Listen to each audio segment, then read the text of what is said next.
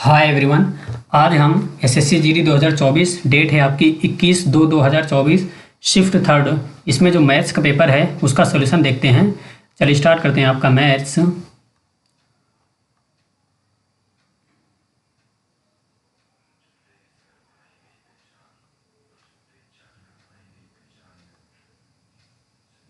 Maths में है आपका ये आपका पहला क्वेश्चन।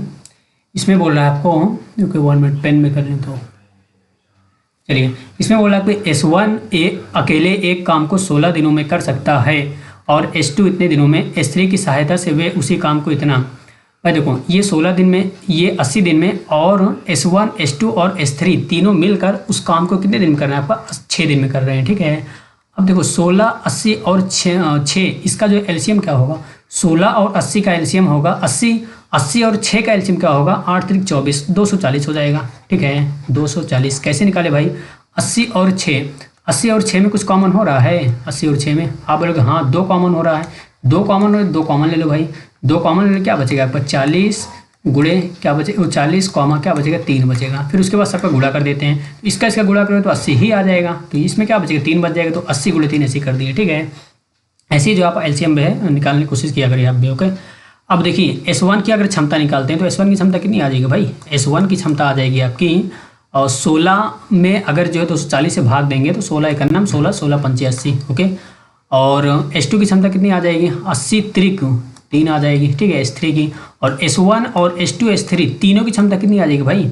6 से अगर भाग दें कितना हो जाएगा? 6 को 24, 40 आ जाएगा। ओके, अब यहाँ से हमें S3 का निकालना है, तो ये तीनों की क्षमता है और ये दोनों किसकी? आपकी S1 और S2 की है। अगर इसको हम दोनों को जोड़ देते हैं तो S1 और S2 का आ जाएगा कितना हो जाएगा? इसका 18 आ जाएगा। ओके, अब ये तीनों का है, ये 2 का है। इस तीनों में से अगर 2 को निकाल दोगे वही एक बचेगा S3 वाला, तो इसमें से इसको निकाल दो। आपको 40 में से 18 जाएगा, कितना बचेगा आपका? 22 बचेगा। तो S3 की क्षमता कितनी आ गई आपकी? 22 आ गई। ओके, और टोटल कार्य कितना है भाई?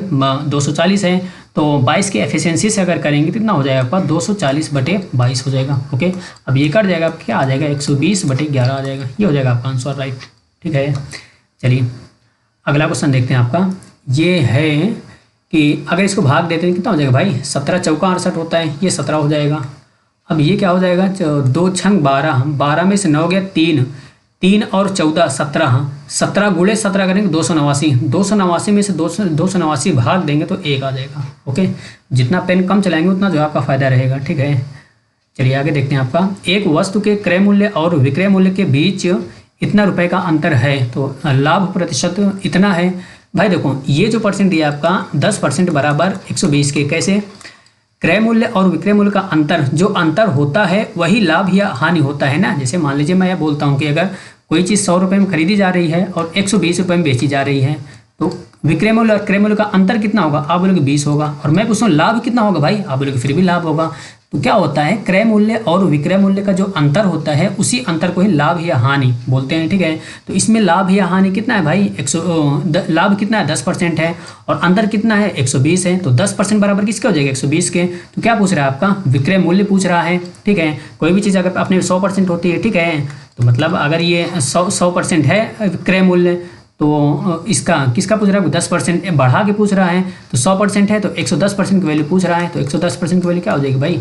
10% बराबर है आपका इतना, तो 100% बराबर क्या देखो 1200 हो जाएगा। अब यहाँ से अगर करते हैं इसको, देखिए 10% बराबर इतना है, तो 10 से 110 लाने के लिए क्या करोगे आप? आपको बोलेंगे 11 दहम 111 से गुणा करेंगे, तो 120 में आप 11 से गुणा कर दीजिए, तो कितना आ जाएगा आपका? 132, और ये 0 हो जाएगा। ठीक है, ये हो जाएगा आंसर आपका। ठीक, अगर समझ में ना आया हो फिर से देख लीजिए। देखिए 10% की वैल्यू कितना होती है आपकी? 1/10 होती है। मतलब 10 में खरीद रहा है तो 1 का लाभ ले रहा है, इसमें 1 का लाभ ले रहा है, और इसमें कितने का लाभ ले रहा है? 120 का। तो 1 बराबर 120 का हो जाएगा। 1 बराबर किसके हो जाएगा आपका? 120 के। तो क्या पूछ रहा है? विक्रय मूल्य पूछ रहा है भाई। अगर 10 रुपये में खरीद रहा है, 1 रुपये का लाभ ले रहा है, तो कितने में बेचेगा? आप बोलोगे 10 है कि 11 में बेचेगा। अगर 1 बराबर 120 है तो 11 बराबर क्या हो जाएगा? 11 गुणे 120 करोगे तो 1320 आ जाएगा। ओके, चलिए आगे देखते हैं आपका क्वेश्चन नंबर 4। 1000 रुपये पर 2 वर्ष के लिए चक्रवृद्धि ब्याज इतना है। ठीक है, ये सवाल कई बार आ चुका है पीछे आपका। तो क्या है? ये आपका क्या है? आपका मूलधन है, और ये आपका आई है। ठीक है, CI मतलब चक्रवृद्धि ब्याज है। तो CI और मूलधन का अनुपात लेने कितना हो जाएगा भाई? ये 1000 और अनुपात 46:41 अगर कर देंगे, दशमलव के बाद एक अंक है तो दशमलव के बाद एक जीरो बढ़ जाएगा, तो दशमलव दशमलव आपका चला जाएगा। ठीक है, एक जीरो बढ़ा देंगे दशमलव कट जाएगा आपका। ये 10,000 है और ये कितना आपका 46:41 है। ये आपका CI है। ठीक है, और निकलता किसका है? मूलधन और उसका मिश्र धन का निकलता है। 10,000 रुपये पर अगर इतना ब्याज मिल रहा है तो टोटल कितना हो जाएगा आपका? आप बोलोगे ये 10,000 जो इसमें जुड़ जाएगा तो टोटल आ जाएगा, तो 10,441 क्या 14,641 हो जाएगा। 14,641 क्या हो जाएगा आपका? मिश्र धन हो जाएगा। ठीक है, अब जो इसका अनुपात लेंगे, अब देखो इसको क्या निकालना है, 2 वर्ष के लिए और अर्धवार्षिक। तो 2 वर्ष में कितना अर्धवार्षिक होता है भाई? 2 साल में कितना? तो 6 महीना होता है, बोलो 4, तो मतलब इसका चतुर्थ घन निकालना है। ठीक है, चतुर्थ घन। ओके, चतुर्थ घन निकालना है। तो 10,000 का चतुर्थ घन क्या होगा भाई? आप बोलोगे 10 होगा, और इसके ये किसका है? आपका बोलोगे 11 का है। तो 10 से 11 और कितना परसेंट हो रहा है? आप लोग 10% हो रहा है। ठीक है, 10%, लेकिन ये 6 महीने का है, क्योंकि 6 महीने के निकाल रहे हो ना, तो 6 महीने का 10% है, लेकिन इसमें किसका पूछ रहा है? आपका वार्षिक पूछ रहा है। 6 महीने का अगर 10% है तो 1 साल कितना हो जाएगा? 20% हो जाएगा। ये हो जाएगा आपका राइट आंसर। चलिए आगे देखते हैं आपका। यदि समकोण त्रिभुज की सबसे लंबी भुजा इतनी है तो समकोण त्रिभुज का क्षेत्रफल। अब भाई देखो, ट्रिपलेट जो है आपको याद करना पड़ेगा। ठीक है, ताकि आपका टाइम बच जाए, बहुत टाइम बचता है इससे।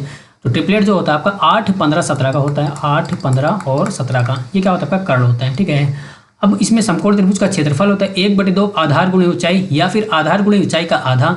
तो आधार और ऊंचाई क्या क्या है? ये दोनों है, उसका आधा कर दो, क्या हो जाएगा? 15 × 120 का आधा 60 हो जाएगा। ये हो जाएगा आंसर आपका 60। ठीक है, देखो समकोण त्रिभुज का क्षेत्रफल क्या होता है भाई? 1/2 आधार गुणे ऊंचाई करो, या फिर आधार गुणे ऊंचाई का आधा कर दो, वही बात हुई। तो आधार ऊंचाई का आधा कर दो, क्या हो जाएगा? 60 आ जाएगा। ये हो जाएगा आंसर आपका। और मान लीजिए आपको निकालने में प्रॉब्लम हो रही है तो 17 का स्क्वायर माइनस 15 का स्क्वायर करेंगे तब भी आ जाएगा, तो 64 आ जाएगा। 64 का वर्गमूल निकालोगे तो इतना आ जाएगा।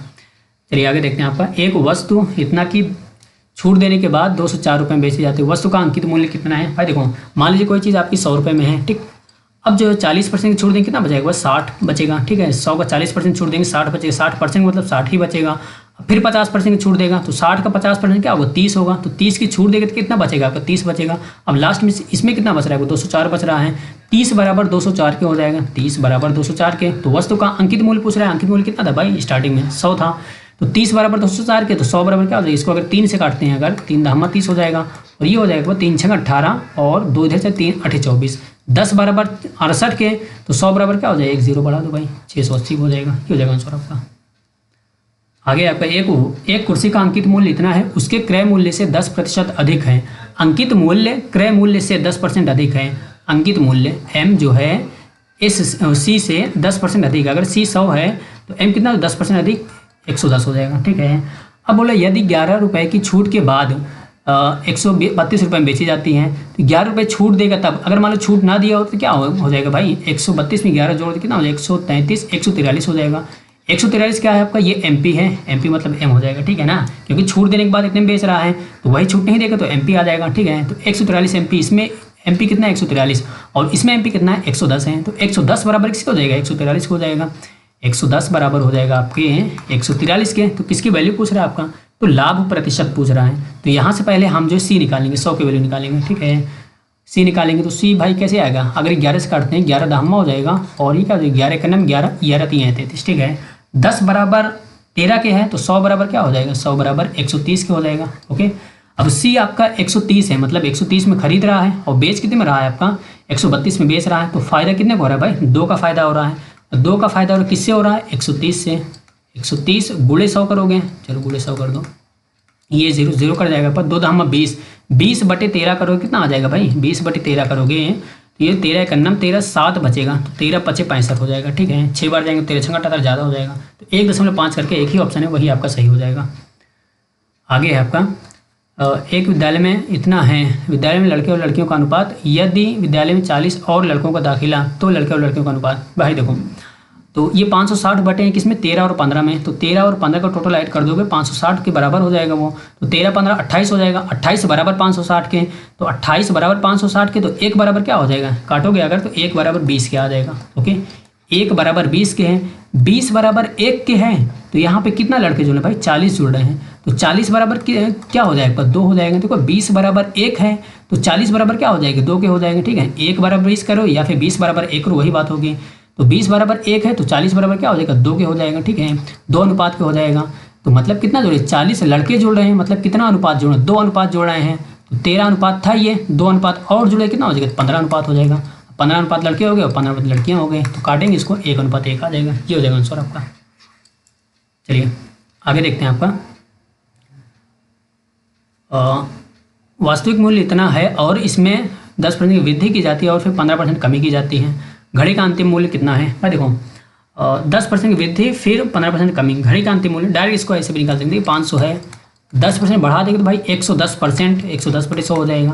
फिर 15% घटा दें कितना बचेगा, 85/100 बचेगा। ठीक है, 85/100, क्योंकि 100 में 15 निकल 85 हो जाएगा। डायरेक्ट आप ऐसे भी कर सकते हो। ये 0 से 0 चला गया आपका, ये 0000 चला गया और 1 0 से 1 0 ये चला गया। अब इसको काटते हैं, अगर 5 25, 5 40 2 42, 425 × 11 करना है तो 5 5 2 7, 4 2 6 और ये 4। ठीक है, 467.5 ये हो जाएगा आंसर आपका, क्योंकि बटे 10 था, ये हो जाएगा 500। ओके, 11 से गुणा करने का तरीका होता है ना कि लास्ट से लिखते चले आओ फिर जोड़ते चले आओ।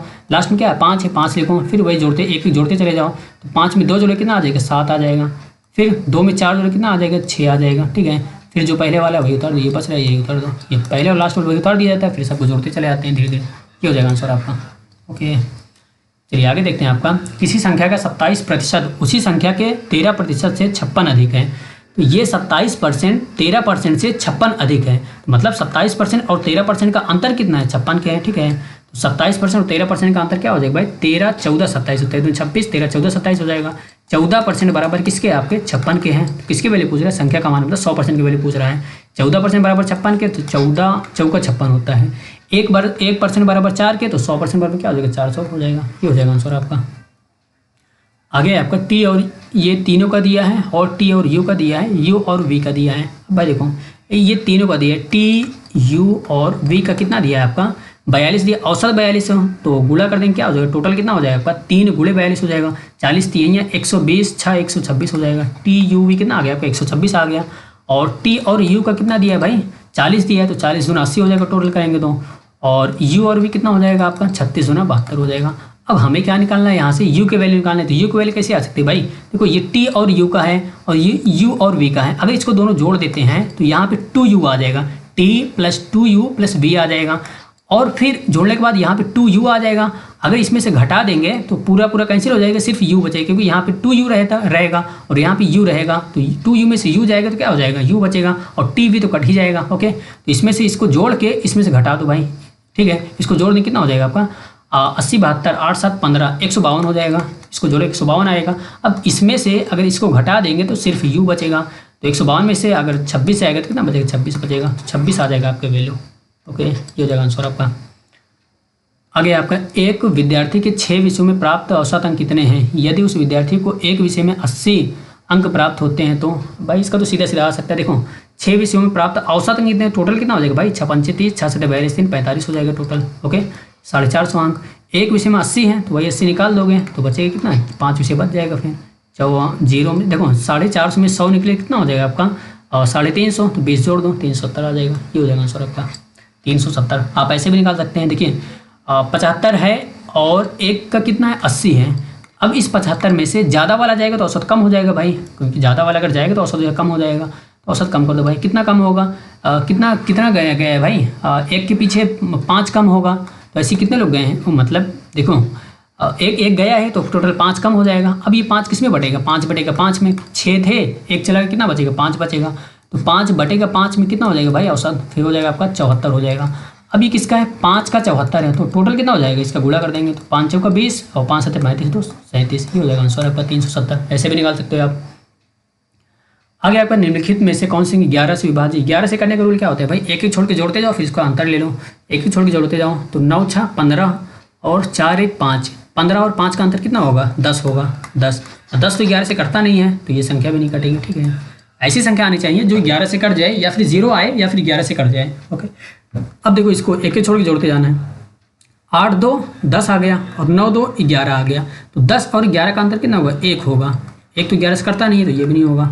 इसको जोड़ दो भाई, 4 5 9 और 8 7 15, 15 और 9 का अंतर कितना होगा, 6 होगा। तो ये भी नहीं होगा आपका। इसको कर लो, 8 6 14 9 5 14, 14 में से 14 जाएगा तो 11 हो जाएगा। 14 में से 14 जाएगा तो 0 बच जाएगा।